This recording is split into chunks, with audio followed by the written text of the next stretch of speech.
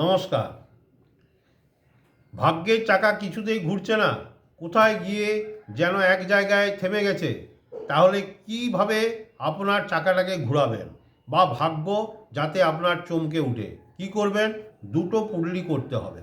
প্রথম পুডলিতে এক মুঠো চাল নেবেন, তাতে যে কোনো একটা কয়েন দিবেন, ভালো করে ওটাকে বেঁধে নেবেন, কাপড়টি যেন সাদা হয় খেয়াল রাখবেন। দ্বিতীয় পুডলিতে এক মুঠো চাল এবং একটা গোটা সুপারি দিয়ে ভালো করে বেঁধে দিবেন।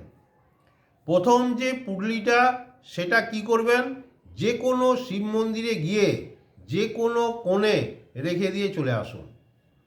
দ্বিতীয় পুডলিটা শিব মন্দির বাদ দিয়ে যে কোনো মন্দিরে দিয়ে আসুন। এটা মোট 4টা সোমবার করে দেখুন, ভাগ্যের চাকা যেখানে আটকে ছিল 100% খুলে যাবে। নমস্কার।